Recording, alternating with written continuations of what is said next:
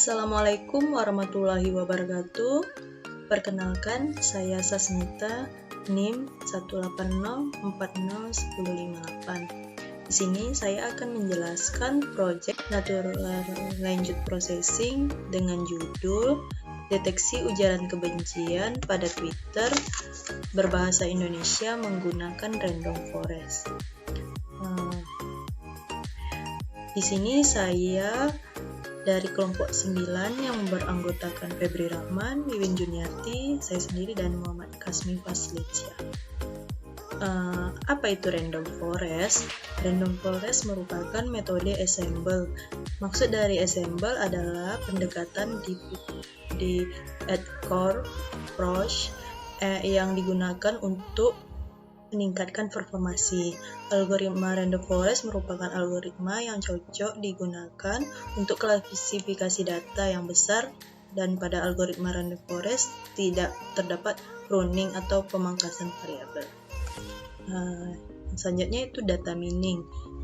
Pengertiannya yaitu sebuah proses sehingga dapat melakukan proses tersebut harus sesuai dengan prosedur yang disebut dengan CRIP-DM, yaitu sebagai keseluruhan proses processing data, pembentukan modal evaluasi, dan akhirnya penyebaran modal. Terus ada hate speech.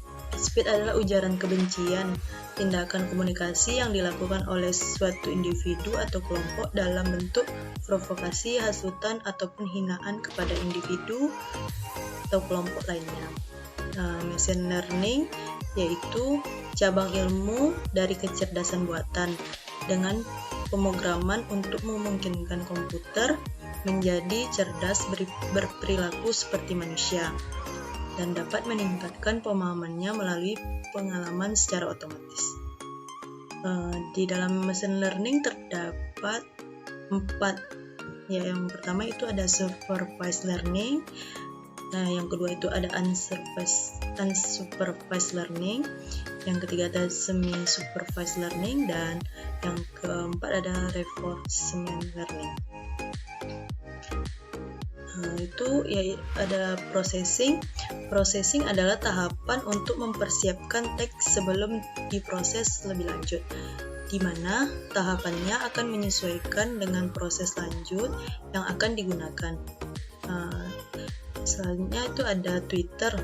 Twitter adalah salah satu dari sekian banyak media sosial yang ada di Indonesia.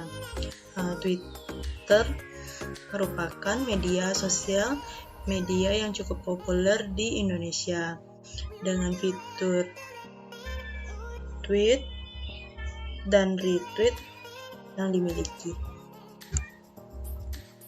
Di sini tahapan processing yang pertama itu ada cleaning, scaffolding, tokenizing, filtering, stemming, dan sorting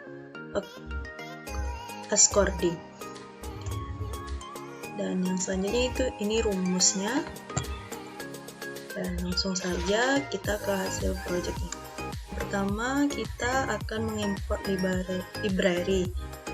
Di sini kita menggunakan Pandas, NumPy, dan Matplotlib. Terus kita menampilkan read dataset. Ini datasetnya. Terus kita melakukan codingan untuk menghapus kolom yang digunakan, seperti kolom abusive, HS individual, HS group, HS regional, dan lain-lain. Ini menampilkan data kolom yang setelah dihapus, dan yang ini yang tidak dihapus. Terus kita melakukan codingan untuk menghitung jumlah label HS, di mana di sini data HS-nya yang 0 ini berarti tidak aktif. Ada 7.608, dan yang satu ini artinya aktif, ada 5.561 data.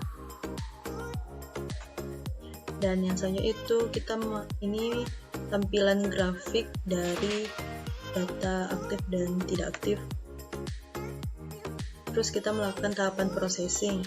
Di sini kita menghapus tanda baca, melakukan scaffolding atau menyamaratakan huruf. Tanda baca yang kita hapus ini kayak number, simbol, dan lain-lain, hashtag dan lain-lain.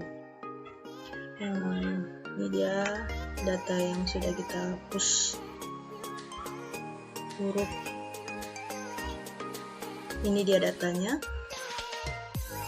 Terus kita melakukan codingan untuk merubah teks jadi lowercase. Seperti ini. Dan yang selanjutnya itu tokenizing. Tokenizing itu merupakan memecah aliran teks menjadi perkata. Seperti ini. Kalimatnya diubah menjadi perkata. Dan yang selanjutnya itu ada NLTK, kalkulator frekuensi distributor, yaitu menghitung kontribusi setiap kata. Sini kita bisa menghitungnya. Dan yang selanjutnya itu stop word. Stop word ini menghilangkan kata-kata yang tidak penting. Seperti yang DG, RT, DGN, NY, D, dan lain-lainnya. Terus kita menormalisasikan kata dari kamus alai.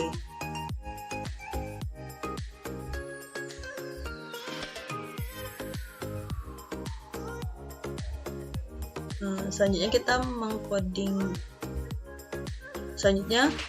melakukan codingan untuk Potter Smear. Selanjutnya kita akan melakukan codingan untuk Porter Steamer, yaitu untuk mengurangi setiap kata menjadi batangnya. Ini dia tampilan katanya. Dan yang selanjutnya kita melakukan codingan vectorizer atau menghitung jumlah frekuensi. Seperti ini. Terus kita melakukan codingan smooth. Smooth ini untuk menyeimbangkan data.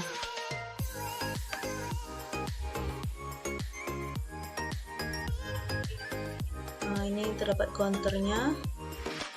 Ini data yang sebelumnya yang tidak aktif 7.470 dan yang aktif 5.468 dan disetarakan. Ini statistik data yang telah kita seimbangkan. Dan selanjutnya kita melakukan codingan untuk model klasifikasi, yaitu pembagian dataset. Di sini kita mendapat keseluruhan data 14.940. Total data latihnya itu ada 11.952 dan total dataset itu 2.988. Terus kita melakukan training data random forest. Ini seperti ini. Total head speed testnya yang tidak aktif 5997 dan yang aktif 5955. Total head speed latihnya 15.515 dan yang tidak aktif 1473. Terus kita melakukan perhitungan akurasi random forest.